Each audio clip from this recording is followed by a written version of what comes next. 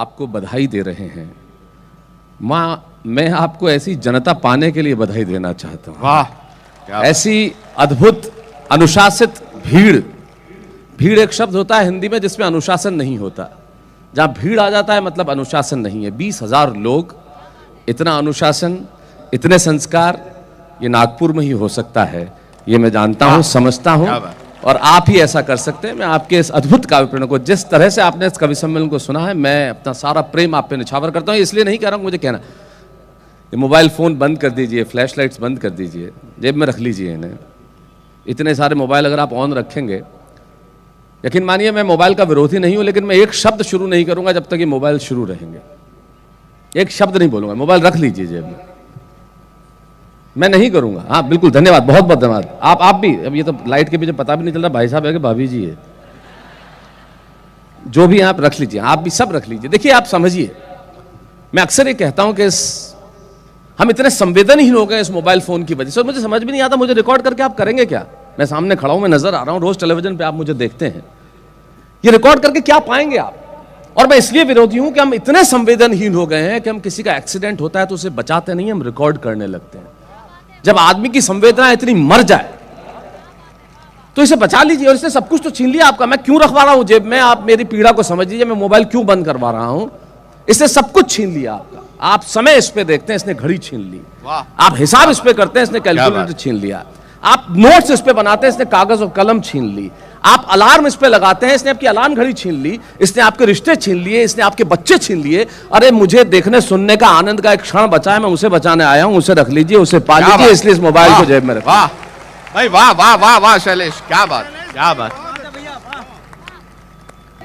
तू मोबाइल लेके बैठ गया, वहां मैं मना कर रहा हूं, तूने सब कुछ छीन लिया। अच्छा आप बताइए, एक तो ये मोबाइल है, मेरी एक पंक्ति आप ये कि सहजता थी, सादगी थी, बंदगी थी, ये व्हाट्सएप और फेसबुक नहीं थे ना, तब जिंदगी थी। वाह वाह वाह वाह। यकीन मानिए, अगर बहुत जिम्मेदारी से एक बात कह रहा हूं, 1947 के पहले अगर व्हाट्सएप आ गया होता मधुप जी, तो देश आज तक आजाद नहीं होता।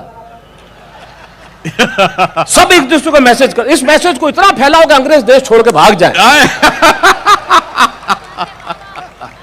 भाई वाह वाह वाह, ये स्थिति हमारी, क्या बात है। और ये फेसबुक, पिछले दिनों मैंने कहा था आज तक के एक प्रोग्राम में, फेसबुक मतलब झूठ बोलने का सबसे बड़ा केंद्र, सबसे बड़ा। अभी मैं पूछूंगा कितनों के पास फेसबुक है, तो कोई हाथ नहीं खड़ा करेगा। है मधुप जी के पास भी और 30 साल पहले पुराना फोटो लगा रखा है। भाभी जी आए हैं ना, किधर बैठे हुए हैं चाची जी, इस तरह बैठे, 30 साल पहले का फोटो लगा रखा है। क्योंकि आदमी वहां पे फेसबुक पे लोगों से बात नहीं करता, चेहरों से बात करता है। क्या बात, चेहरा जितना अच्छा होगा आपकी बात उतनी अच्छी हो जाएगी। वाह। वरना हम हिंदुस्तानी लोग इतने, माफ कीजिएगा, इतने पाखंडी हैं, टेलीफोन पे अगर कोई आदमी अचानक उसका स्वर मीठा हो जाए तो समझ लीजिए सामने कोई स्त्री है जो स्वयं की नहीं है। हाय हाय अचानक मीठा हो जाए, hello, whom do you want to talk to? समझ लीजिए स्त्री है जो खुद की नहीं है। वरना स्वयं की स्त्री से जब आदमी बात करता है, यकीन मानिए ऑब्जर्वेशन आपको कोई नहीं बताएगा जिंदगी में, वो असल में बात ही नहीं करता है। जब फोन पे होता है तो सेंटेंस तो पूरा बोलता ही नहीं है, एक ही शब्द बोलता है, वो भी 2-2 बार। प्रवीण, ये ऑब्जर्वेशन तुम्हें कोई नहीं बताएगा, बीवी से जब हिंदुस्तानी आदमी बात करे तो बात करता नहीं है, एक ही शब्द 2-2 बार, हेलो हेलो, हाँ हाँ, ऑफिस में खा लिया फोन रख भाई वाह वाह वाह वाह, क्या ये बात, सच्चाई है क्या हमारी, बात। हम करते ही है। और ये फेसबुक, मैं सही बता रहा हूं सोले साहब, मैं आपको बता रहा हूं, ये तो इतनी कमाल की, मतलब झूठ बोलने का इससे बड़ा काम कोई होता ही नहीं। आदमी चेहरा देख के अपना चरित्र एकदम बदल लेता है। आप कल्पना कीजिए, मान लीजिए फेसबुक पे ये मुमताज नसीम जैसी कोई खूबसूरत युवती एक कोई स्टेटस लिखे, कुछ भी लिख दे, जैसे कि आज मैं अपने, लोग जाते हैं अपनी कार से जाते हैं, अपने वाहन से जाते हैं, स्टेटस लिख दे भाई आज मैं सरकारी बस में बाजार गई। अब इतना से लिखे, अब आप देखिए चेहरा इनका है तो स्टेटस पर रिएक्शन भी इनके हिसाब से आएंगे। वाह, लिखा हुआ है आज मैं सरकारी बस से बाजार गई, वाह, पहला रिएक्शन हाउ स्वीट। हाय हाय, दूसरा, आप कितनी सहज हैं। वाह तीसरा, आपसे हमें सीखना है। वाह। चौथा, अगली बार जाए तो हमें भी ले जाना। हाँ अब यही, आज मैं सरकारी बस से बाजार गया, ये लिखे इसकी शक्ल देखो आप। हाँ शक्ल इसकी और स्टेटस इसका। हाँ। आज मैं सरकारी बाजार, इसकी शक्ल। हाँ। और इसने लिखा, आज मैं सरकारी बस से बाजार गया। पहला कमेंट तो,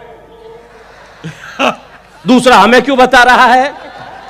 तीसरा, पैदल जाया कर। चौथा, तेरी औकात ही इतनी है भिखारी की औलाद। वाह वाह वाह। अब समझ में आया मैं लाखों रुपए क्यों लेता हूं। और यकीन मानिए, बार बार कह रहा था लेते हैं लेते हैं लेते हैं। हाँ लेता हूं, छाती ठोक के लेता हूं, सीना तान के लेता हूं। और आपसे इसलिए कहता हूं कि जिस देश में कम कपड़े पहन के नृत्य करने वालों, अश्लील नृत्य करने वालों को लाखों मिल सकते हो, तो कलम उठाने वालों को क्यों नहीं मिलने चाहिए। वाह वाह वाह। हम कलमकार, हम कवि, हम पत्रकार, हम लेखक, सारे लोग, बदलाव इसी से आता है। पुनर्जागरण के प्रणेता है हम सारे लोग। तब एक शायर के 2 शेर मुझे याद आते हैं, इन सबके नाम करता हूं। ये चाहे कुछ भी कहें, अंततः इनके हाथ में, इनके आंख में, इनके हृदय में, इनकी आत्मा में ये देश बसता है। तब कहता हूं कि टूटने और बिखरने का चलन मांग लिया हमने, हालात से शीशे का बदन मांग लिया। क्या शेर कहे उन्होंने कि टूटने और बिखरने का चलन मांग लिया हमने, हालात से शीशे का बदन मांग लिया। हम भी खड़े थे तकदीर के दरवाजे पे, लोग दौलत पे गिरे, हमने वतन मांग लिया। जो वतन है वो सबसे ज्यादा जरूरी है। क्या बात है शैलेश, वाह वाह वाह।